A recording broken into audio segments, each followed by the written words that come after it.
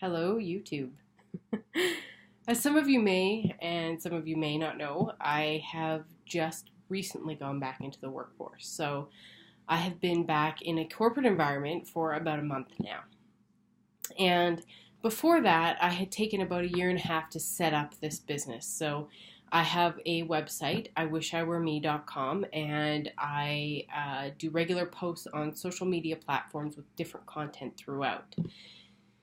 The idea being that this is kind of my body positive journey, and it's also an attempt to help you to become more body confident and become more confident in your body image. So that's kind of what I'm working towards and working on. But being back in the workforce has presented its challenges. I spent a year and a half that really dug deep into some big themes of body confidence. So I had I had stopped dieting. I had done that quite a long time ago.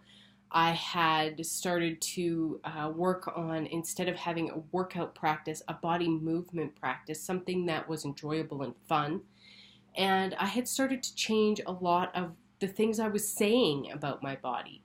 And I was working towards really changing my thought processes about how I felt about my body. So that was kind of my journey as I went through.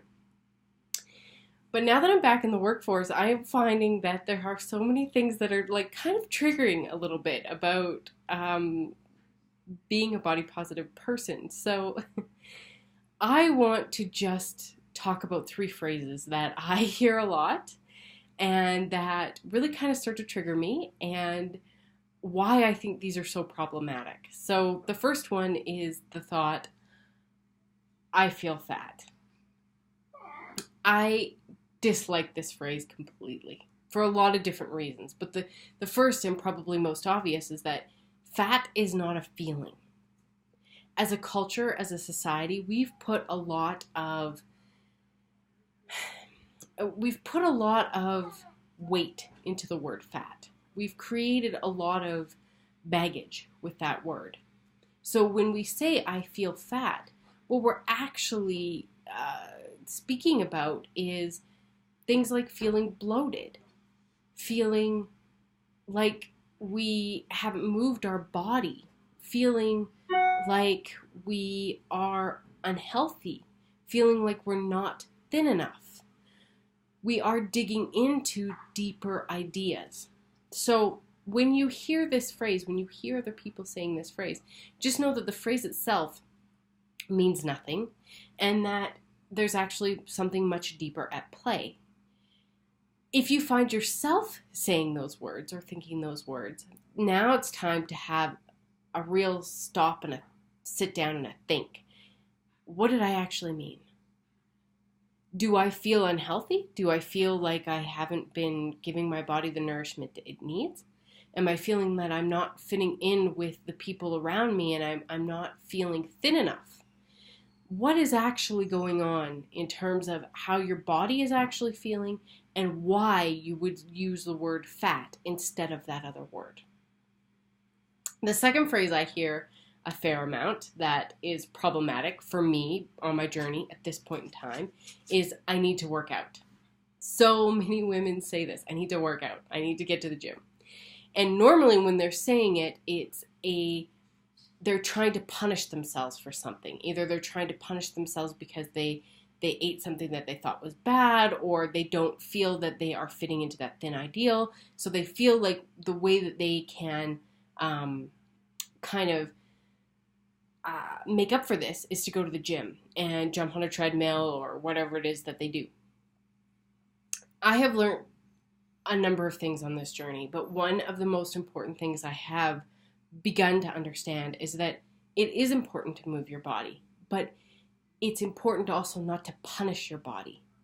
Moving your body is something your body wants to do. It's a pretty natural thing. And if you were to just sit and be lazy for a day and not do anything, your body would speak to you and say, I do want to move. You just have to be listening for those cues. It's probably not going to say, I want you to go onto a treadmill and do a bunch of intervals for an hour. I've had a lot of experience with working out. Working out is probably the way I got into diet culture. I don't know, I would want to say like 10 or 11 when my mom first took me to the gym. And the lady who owned the gym even said, she's a little young, but she's very mature, so we'll give it a try. And I was always allowed and welcomed at the gym. I have gone through periods in my life where I have been doing 2 to 3 hour workouts a day. That's not uncommon. So I really understand this need to work out, and this need and this pressure that you feel to, in a way, punish yourself for the food that you've been eating. Body movement should be enjoyable and fun and something you look forward to. It should actually be a very intuitive practice. So the more I come to know my body, the more I come to realize what it is I want and need and like and enjoy. So I think that that's an important phrase to pay attention to if you're starting to say it a lot, because it really speaks to how you feel about what you've ate and how you feel about working out. And I put working out in quotations. I don't call it working out anymore because I don't work out. The last phrase that I think is important to talk about, yeah, I've got notes, is I'm starting a diet on Monday.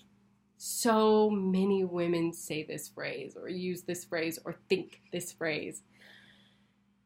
And there's so many things that I want to talk about here, but I think that the biggest thing to talk about here and mention is that when you say that you are starting a diet on Monday, normally there's a lot of connotations that come with that word diet. Restriction. Restricting the food that you're allowed to eat. And you're giving yourself permission when you say, I'm starting my diet on Monday, to eat whatever it is you want up until Monday. So essentially you're saying, on Monday I'm going to punish myself. It is so not necessary to punish yourself. It really, really is unnecessary to punish yourself. So by saying that you're going to do this on Monday, you are A, saying you're going to punish yourself on Monday, B, creating however many days before Monday of complete whatever it is you want to eat, which is totally fine. But too many women, because they are going on that diet on Monday, they will try to stuff in every single one of their favorite foods without listening to their body at all. So your body may not want all of that. And normally, the tendency is to eat crazy amounts of it to the point where you're overly full. This causes a lot of anxiety within your body. So it's problematic because it tells your body you're going to punish it on Monday. It gives you this opportunity to eat whatever you want without listening to hunger cues. And it creates discomfort in the body because you're going to eat to the point of your stomach being really, really bloated. It's just not a good habit to get into. So, being back in the workforce, these are 3 phrases that I'm hearing a lot that I finding triggering and that I actually find myself having to avoid thinking about because they'll get me angry if I think about them too much, or I will begin to think them myself. And I know that these are not phrases that are, they're useless phrases to my body and to my journey at this point in time. If you're interested at all anymore in trying to learn how to create a relationship with your body that is not one of complete discomfort, please get in touch with me on my website, iwishiwereme.com. Thank you.